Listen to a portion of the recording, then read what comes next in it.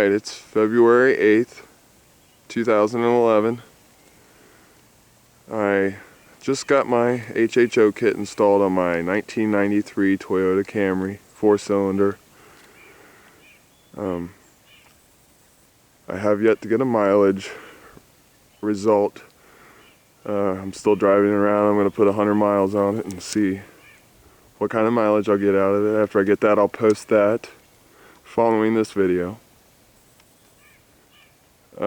I plan on putting a HHO kit on my truck as well, but I'm getting all the kinks out with my car first, so then I can get the science down pat and safely put one on my truck before I go messing things up. I'll go ahead and get a close-up of the car. It's about 20 degrees out today, so excuse the shaky camera. I have a 11 plate hydrogen dry cell. It's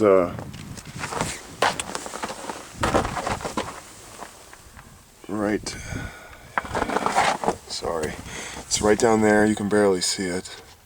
It's an 11 plate 6-inch cell, 16th inch gaskets, 2 brass terminals, 10 gauge wire running up to this relay so I can switch it on and off from the car. A breaker, 30 amps for safety. And I have my amp meter shunt so I can monitor the amperage. And I do have it directly connected to the negative terminal on my battery.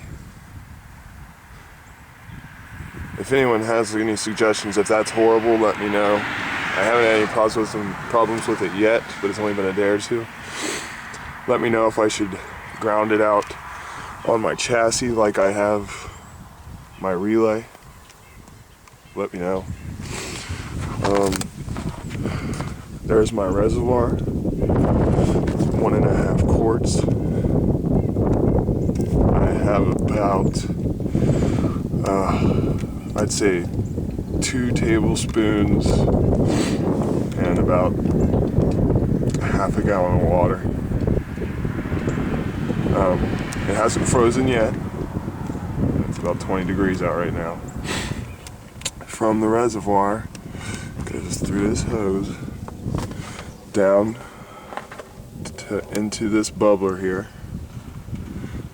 There is my emergency membrane there in case of a backflash from the bubbler. I have stainless steel wool in the top there to filter out any splashing, keep down the outlet of any vapors also.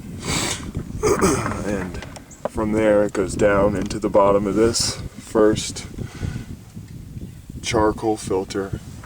The inlet is about 3 inches from the bottom, so that any moisture will drop down into the bottom of the charcoal filter, up through their outlet.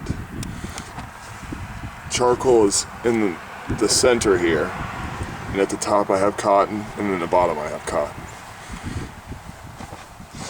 It goes out here. You can still, there's still some condensation in my line. And that goes into my cool. This one stays cool because of how far it is back in the engine compartment. This gets a little warm, being right next to the radiator hose and such. But this one stays cool, thus it condenses the moisture a little better, and there is absolutely no moisture and no vapor coming out of this filter going into my hillbilly one-way check valve placed right into my air intake hose. This is temporary. I will get something fixed permanently on here. This is just lack of proper equipment, so I'm going to replace this whole hosing here because it has a rip that I've had since I got the car right here. It's a crack in the line. I was getting bad gas mileage because of that rip, and then upon installation I realized that it was there. I taped it up before installation of the kit, and my mileage increased just from putting that tape on there. So if nothing else, I've done that. So it's like I said, this is a 2200 Toyota 4-cylinder 2.2 liter bone stock. The only thing done is the exhaust has less restriction because the catalytic converter was rusted out, so it has been replaced with a straight pipe. Not for performance, just for cost effectiveness.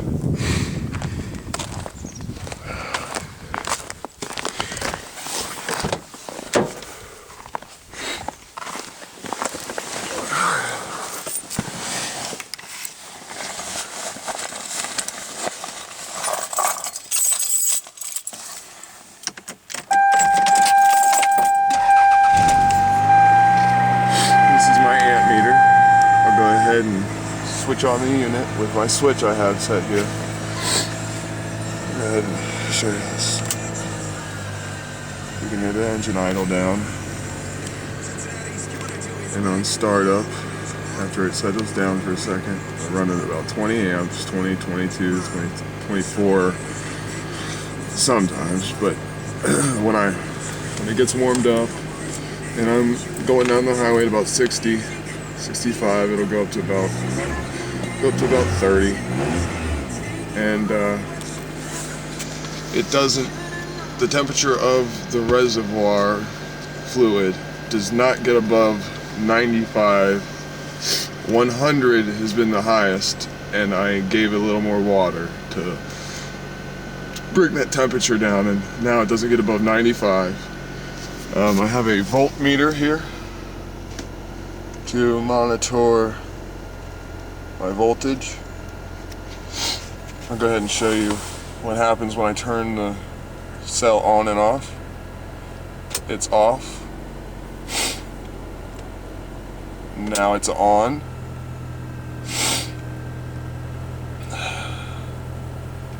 Off. So you can see the difference in electricity.